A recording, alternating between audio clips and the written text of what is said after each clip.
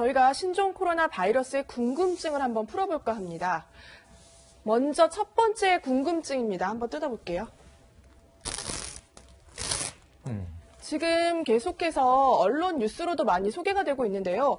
신종 코로나 바이러스에 남성이 더 잘 감염된다. 이런 얘기들이 나와요, 교수님. 실제 남성들이 취약한 거 아닌가. 저희 지금 발생한 확진자들도 여성보다 남성 숫자가 많잖아요. 그리고 실제 뭐 해외에서도 남성들이 더 많다. 이런 얘기들이 있어요. 어떻게 보시나요? 뭐 여러 가지 가능성들이 있겠죠. 노출되는 사람들이 직업군에 있어서 남자가 더 많을 수도 있고 여러 가지 가능성이 있는데 올해 작년이죠. 작년에 발표된 재밌는 논문 중에 하나가 여자의 X크로모좀, 네. X크로모좀하고 X 염색체 말씀하시는 그쵸. 거죠? 예. 이 X 염색체하고 성호르몬이 여성들이 바이러스 질환이나 세균성 질환이 조금 감소하는 경향이 있고 내재 면역이라고 해서 우리가 원래 면역 갖고 있는 체계가 면역 여성들이 체계가 좀 더 강하다. 강해서 그래서 자가 면역 질환에는 더 잘 걸린다라는 논문이 하나 나온 게 있어요. 네. 그러니까 아예 근거 없는 얘기는 아닌 예. 거군요, 그게. 그리고 아까 이제 질문을 하고 싶었는데 못했던 부분이요. 이제 아까 이제 뭐 그 어린이집 교사들이 뭐 걸릴 뻔해서 이제 결국에는 다 음성 판정을 받았지만 이 신종 코로나 바이러스에 혹시 영유아들이 더 취약한 거 아닌가 부모님들의 걱정이 대단하거든요. 지금까지 나온 그러니까 접촉자들에서 걸린 사람들을 보면 소아가 그렇게 많지는 않은 걸로 돼 그렇죠. 있고 네. 입원해서 치료받는 경우도 소아에서 굉장히 적은 걸로 돼 있어요. 물론 좀 더 자료가 나와야 되긴 하겠지만 아직 그래서 영유아가 더 취약하다는 말을 하기는 조금 이 상황에서는 어려울 것 같습니다. 네, 실제 중국에서 한 이제 8개월, 10개월 된 아이들이 걸렸다고 하는데 심한 상태는 아니다 이렇게 보도가 나오기도 했습니다. 두 번째 궁금증으로 넘어가 보도록 하겠습니다. 두 번째입니다. 자, 공기 중 감염이 되나라는 부분인데요. 지금 이제 확진 환자의 비말, 이제 침이라던가 이런 걸 통해서 감염이 잘 된다라는 걸 알려지고 있지만 호흡을 하는 것만으로도 감염이 되는 거냐 이런 궁금증들이 많으세요. 뭐 이게 코로나 바이러스고 코로나 바이러스 뭐 유사한 코로나 바이러스가 사스도 있었고 멀스도 있었었고 그 당시에 다 연구가 진행됐었고 이런 건 공기 중 전파의 가능성은 굉장히 떨어진다 알려진 바 있고 물론 이 신종 코로나 바이러스에 대한 연구가 바뀌어가지고 또 연구가 나와가지고 공기 중 전파가 가능하다는 근거가 나오기 전까지는 일반적인 코로나 바이러스 상황을 볼 때는 공기 중 전파의 가능성은 없다고 봐야 될 것 같습니다. 근데 교수님 저는 좀 이 부분에서 헷갈리는 게 저희가 이제 비말로 감염이 된다고 하잖아요. 그러면 이렇게 말하는 것만으로도 제가 이현정 위원하고 바로 옆자리에 이렇게 앉아 있는데 이렇게 하면 침이 이렇게 공기 중으로 막 이렇게 뿌려지잖아요. 이거 공기 중 감염 아니에요? 그러니까 에어로졸 같은 그 비말이 날아가는 거리가 있어요. 공기 중 전파랑 공기에 떠다니면서 쭉 홍역이나 뭐 이런 것처럼 퍼져나가는 것들이고요. 그러니까 이렇게 숨만 쉬어서 이렇게 되는 거하고 그러니까 침이 퍼지는 거하고 다른. 그렇죠. 침이 날아갈 수 있는 거리는 보통 1m 정도로 보고 있거든요. 1m 이내에서는 튀어서 자기가 걸릴 수가 있는 상황이 되는 거죠. 그렇지만 내가 저기 최영일 위원님 있는 데까지 날릴 수가 있을 것이냐. 그거는 불가능하다. 근데 공기 중 감염은 최영일 평론가 이 거리까지도 전파가 가능하다. 뭐 이런 건가요? 그렇죠.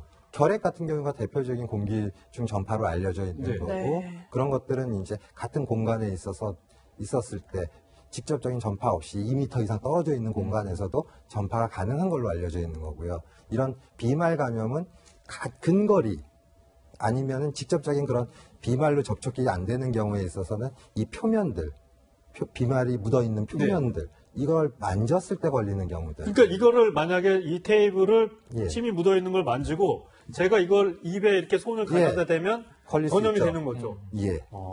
그럼 여기 이 테이블을 이렇게 계속 소독하면 괜찮은 거예요? 보통 이제 바이러스들이 약해요. 약하기 때문에 사스 바이러스가 조금 오래 견디고 일반적인 환경에서도 좀 오래 견딜 수 있는 걸로 예전에 연구가 됐었는데 그것도 소독제에 굉장히 약한 걸로 돼 있고 그렇군요. 그래서 지금 대부분의 바이러스들은 이 건조한 상태 이런 플라스틱 서페이스 같은데 이런 데 오래 살지는 못합니다. 일반적인 코로나 바이러스들은 한 24시간 정도 내에 감염력이 떨어지는 것으로 되어 있고요. 소독제 이런 거나 뭐 우리가 쓰는 병원에서 쓰는 소독제나 일반적인 소독제, 알코올 뭐 이런 것들 뭐 아니면 락스 이런 거에 굉장히 취약한 걸로 알려져 있습니다. 네, 소독제만 잘 뿌려도 예방을 할 수 있겠군요. 예. 네. 사실 이렇게 확진 환자가 급증하면서 중국에서도 마스크들이 품절되는 현상들이 벌어지고 또 SNS에서는 막 생필품인 뭐 생수통이라던가 막 이런 것들 비닐봉지를 쓴다던가 그런 식으로 이제 마스크 대신 차단하는 역할 과연 가능한 건지. 뭐 유자 마스크, 유자 껍데기를 이렇게 입에다 대는 경우도 있는 것 같아요. 네. 그걸 할 바에는 아예 손을 깨끗이 쓰는 게 훨씬 더 중요할 것 같습니다. 네. 만약에 환자가 있으면 말씀드렸듯이 드로플릿, 그러니까 비말이라는 거는 직접적으로 하려면 1m 거리에 접근했어야 가능한 거고 손으로 만지는 거는 어디든지 만질 수 있는 상황들이 생기거든요. 그래서 그런 상황에서는 손 씻기가 훨씬 더 중요하다고 볼 수 있겠습니다. 네. 그럼 이제 세 번째 궁금증으로 넘어가 보겠습니다. 무증상자도 바이러스를 전파하나 이런 부분인데요. 이 무증상자라는 게 감염이 돼 있는데 증상이 예. 없는 거잖아요. 예. 근데 과연 그 사람과 함께 있을 때 감염이 될 수 있는 것인지.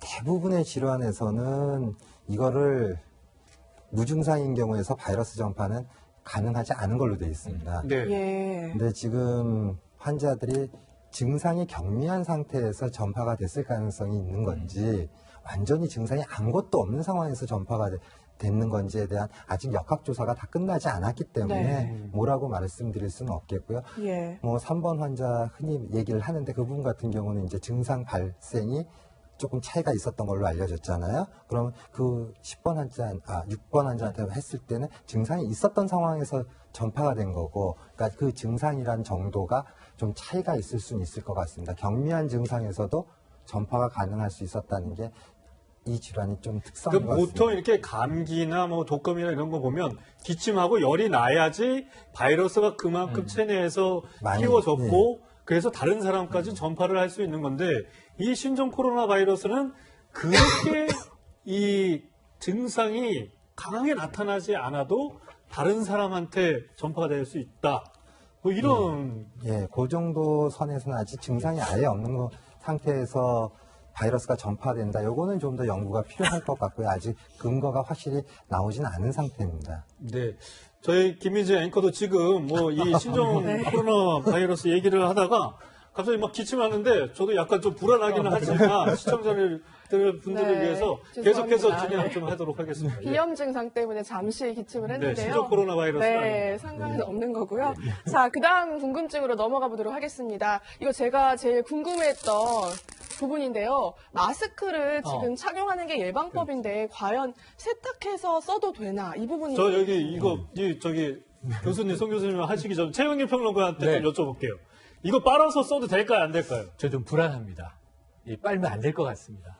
근데 너무 요즘에 마스크 값이 막 맞아요. 폭등을 했고 아니, 품귀 현상이 일어나죠. 가격이 비싼 건 둘째치고 구할 수가 없는 게 문제예요. 당장 써야 되는데 지금도 이 마스크 유통업자들이 납품기일이 늦어진다고 오늘도 문제가 하나 발생했어요. 예. 공장에 몰려가서. 그러니까 지금 팔아야 된다라는 또 생각을 가진 분이 계신데 소비자는 구하기가 어려우니까. 근데 일단 저 부분에서 안전을 위해서는 저는 소각해야 되는 것 아닌가, 쓴 것들은. 그리고 이 새 걸 써야 되는 거 아닌가 하는 생각이 들어요. 비용의 걱정이 큽니다. 송 교수님 답을 좀 들어보겠습니다. 예. 보통 일회용 마스크는 한 번만 쓰는 게 원칙입니다. 네. 그리고 이제 제일 중요한 게 마스크라는 거는 두 가지 목적이에요. 하나는 목적은 자기가 기침을 할 때 이 비말을 튀지 않게끔 하려고 쓰는 목적이고, 하나는 이제 의료 현장에서 보호하기 위해서 쓰는 겁니다. 예, 본인을. 예, 본인을 보호하기 위해서 의료진이 쓰는 것들은 굉장히 필터가 높은 걸 쓰게 됩니다. 95 정도 되는. 그리고 일반적으로 그런 환자들이 이제 폐렴 환자들 병원에 입원하면 마스크를 씌우거든요. 마스크를 씌우는 이유는 그 비말들이 퍼지지 않게끔 하기 위해서 예. 보통 씌웁니다. 그런 상황에서 이제 마스크를 항상 쓰는 게 답인가? 그 빨아서 쓰는 건 괜찮아요?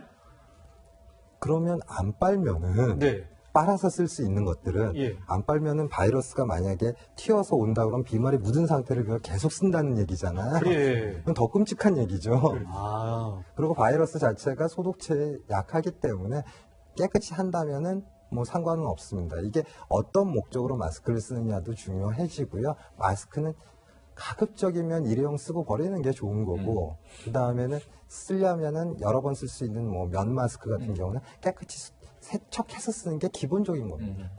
그런 이 면 마스크는 이렇게 뭐 깔끔하게 세제 같은 걸로 제대로 네. 빨고 건조만 잘 하면 별 문제 안 계속해서 지금 신종 코로나 바이러스 이 상황에서도 사용을 해도 괜찮은 거군요. 예. 그러니까 저는 좀 이렇게 그랬던 게 이게 K94 뭐 이런 높은 거는 굉장히 마스크 질도 좋고 한 번 쓰고 버리기엔 너무 아깝다는 생각이 들어가지고 이거를 계속 언제까지 착용을 해야 되는 건지 이런 것도 생각이 들어요. 그러니까 이게 한 번 착용하면 뭐 그렇게 좀 고급 재질이라고 해야 되나요? 네. 이렇게 뭐 이런 거는 한 이틀 써도 되는 건지 일주일 써도 되는 건지 이 기준이 있습니까? 이런 게? 기준은 없고요. 보통 한 번 사용하면 버리게 되고요. 그럼 병원에서 하루 이렇게 쓰고 이렇게 출근했다 퇴근하면 그거는 이제 버려야 되는 게 원칙인 거예요? 그게 이제 저희 같은 경우는 환자를 접촉하잖아요. 접촉할 때 그런 N95 마스크를 쓰게 되는데 쓰고 나와선 버리죠. 이게 노출됐을 수가 있으니까. 그리고 그거를 일상생활에 쓰는 거는 굉장히 좀 아이러니라고 생각하는 게 환자들이 진짜 이런 신종 코로나 감염증 환자가 밀접 접촉하지 않을 바에는 그 마스크를 쓸 이유가 그렇게까지 높은 농도의 마스크를 네. 고가의 마스크를 쓸 이유가 전혀 없죠. 그러니까 침만 좀 이렇게 막을 수 있는 그 정도로만 충분하고 그것보다는 항상 손 같은 경우를 직접 사람을 만나서 침에 튀어가지고 걸릴 확률보다는 만져서 걸릴 확률들이 훨씬 더 많기 때문에 손위생이 더 중요하다고 볼 수가 있습니다. 마스크보다. 그러니까 손 세정제를 많이 쓰시잖아요. 그러니까 이제 손은 안 씻으면서 손 세정제만 계속 쓰는 분인데 이게 또 안 좋다고 그럽니다. 그러니까 오히려 손 세정보다는 손을 비누로 깨끗하게 씻는 게 그게 오히려 더 효과가 크지. 자꾸 씻진 않고 손 세정제만 하는 거는 그렇게 썩 좋지는 않다고 그래요. 네, 알겠습니다. 네, 이제 마지막 궁금증으로 넘어가 보겠습니다. 네, 마지막 궁금증은요. 치료제 개발은 언제 되나? 사실 신종 코로나 바이러스 같은 이런 감염병이 무서운 이유가 이 백신이라던가 치료제가 없기 때문이거든요. 뭐 중국이나 뭐 지금 미국, 뭐 호주까지 이런 신종 코로나 바이러스 뭐 백신을 지금 개발 중이다 이런 얘기가 나오는데요. 바로 이렇게 개발이 될 수 있을까요? 사스 때부터 시작해가지고 머스 때 거쳐가지고 계속 연구는 진행되고 있었는데 네. 아직 나오진 않고 있고요. 이번에도 뭐 계속 매스컴에서 나오는 것들은 한 4월, 5월이면은 한번 임상에 적용이 되지 않을까. 지금 동물에 시험을 하는 상태고. 네. 근데 이제 약제 같은 경우는 기존에 나왔던 약제는 시도는 하고 있습니다. 지금 임상시험처럼 환자들을 대상으로. 근데 아까 말씀하신 에이즈 치료제 이런 치료제라든지 것들이요. 그런 것들 아니면 미국에서 새로 나온 약인데 아직 허가받지 않았는데 이런 쪽에 효과가 있을 거라고 생각되는. 그러니까 어떻게 보면 치료의 목적보다는 다른 목적으로 쓰는 거기 때문에 허가가 좀 틀려지는 겁니다. 네. 그런 약들을 이제 시도는 하고 있습니다. 그 효과가 어떻게 될지는 좀 더 기다려 봐야 될 것 같고요. 결국은 이런 치료제 개발이라는 것들 네. 임상시험을 통해서 환자를 통해서 얼마만큼 효과가 증명되느냐까지 나와야 되기 때문에 이건 시간이 좀 걸릴 것 같습니다. 근데 제가 또 알기로는 신종 코로나 바이러스 같은 경우에 변이를 굉장히 잘 하는 거기 때문에 근본적으로 치료제나 예방 백신을 개발하기 어렵다 이런 얘기도 있던데 맞습니까? 백신 같은 경우는 개발이 어렵죠. 사실 그렇고 만약에 신종 코로나 바이러스 같은 경우 치료제나 백신 두 부분에 있어서 이게 계속 토착화돼서 문제가 된다면은 아마 회사에서 개발을 하겠죠. 제약회사에서? 예. 그러니까 이게 결국은 제약회사가 들어오지 않는 한 나올 수는 없는 것들이고요. 그러면 이게 한때 사스처럼 한때 유행으로 끝난다 그러면은 회사에서 그 막대한 돈을 들여서 백신을 개발한 다음에는 제품이 팔리지는 않는 상황들이 또 되는 거고요. 네. 네. 좀 그렇군요. 복잡한 상황들이 있습니다. 그러니까 백신이 결국 경제 논리와도 같이 결합되는 것 같아요. 왜냐하면 이게 끊임없이 매년 찾아오는 거면 매년 실험을 할 수가 있지 않습니까? 네. 근데 이게 한번 유행하다가 또 그 다음에는 잠잠해서 환자가 없기 때문에 그러니까 임상 실험을 또 그 다음에 할 수도 없는 것이고 그리고 예를 들어서 이걸 막대한 비용을 개발했는데 그 수요가 있어야 되는데 만약에 지금 바이러스 같은 코로나 바이러스가 내년에도 오라는 법은 없는 거거든요. 그렇죠. 뭐 안 오면 예를 들어 제약회사 입장에서는 그 막대한 돈을 들여서 개발했던 것이 소용이 없어졌 테니까. 그러니까 저도 그 2000년대 초반이죠. 이 사스 바이러스가 유행할 때 그리고 2015년에 메르스 바이러스가 유행할 때 벌써 몇 년이 지났는데 치료제가 나왔다는 얘기를 못 들었어요. 바이러스 치료제는 좀 많이 어렵습니다. 네, 알겠습니다.